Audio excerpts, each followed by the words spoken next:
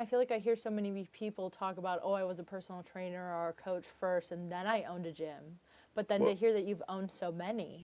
yeah, it started out because went to the gym with my older brother and uncle, and I know why they were there.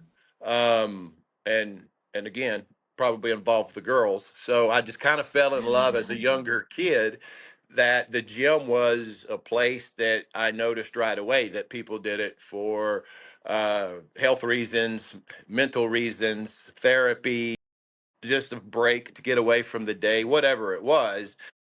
The Hmm. gym is a lot of different things other than just weights and cardio. So I learned that at a young age, and like I said, at 19, bought the first one, turned around and flipped it within about 6 to 9 months. Made some profit off of it.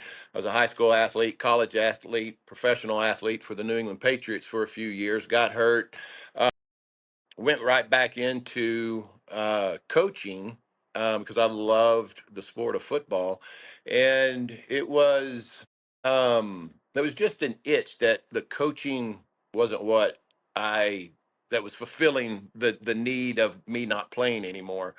I wanted to help the kids do that, but at the same time, it just be kind of created itself that I would take these kids from JV to varsity, varsity to college, college to pro, and that's where I thrived is helping those young athletes achieve that next level of their goal.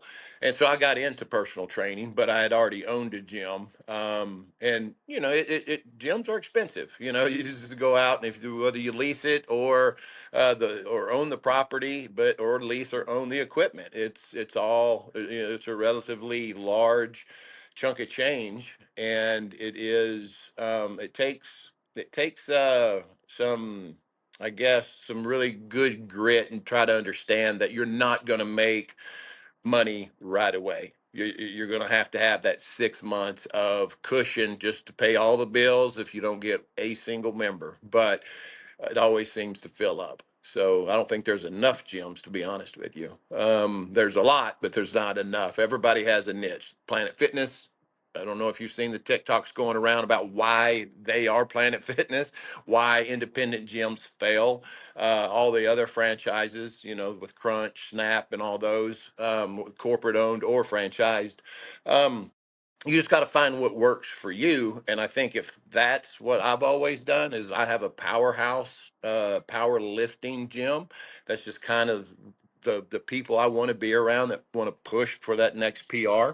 I just that's it makes it easy for me to get up and go to work because I see daily improvements, I see daily achievements, and it just makes my job so easy to set the alarm at 5:30, get up, and go to work. Yeah, I think that makes it easy for everybody. I think what's the saying? Work you, lo- the more you love what you do, the more it's not work or whatever that Right? saying is. It's not a job, I can tell you that. Yeah. Yeah, absolutely. So Powerlifting, out of all things, is a niche too. Do you feel like, is that something you've competed in? I don't even know. young at a younger age, yes. I'm 55. Okay. My joints will not allow that right now. I beat up my body pretty Oh, good, playing sports. But no, but I do have a powerlifting meet coming up at my gym with a lot of people. Last year was my first annual, and we set a lot of state records there at this meet. So it's an annual. So this is our second one coming up April 25th.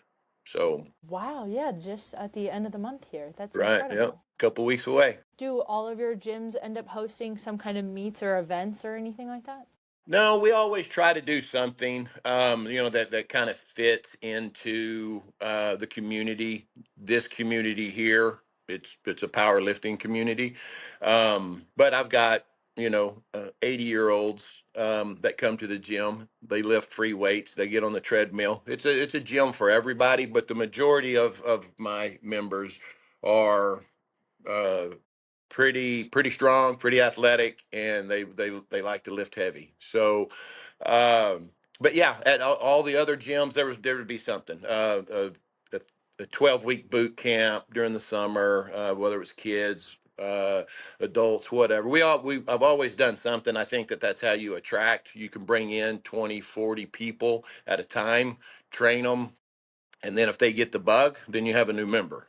So it's just kind of almost a free advertising, basically. But yeah, we always do a summer challenge or something.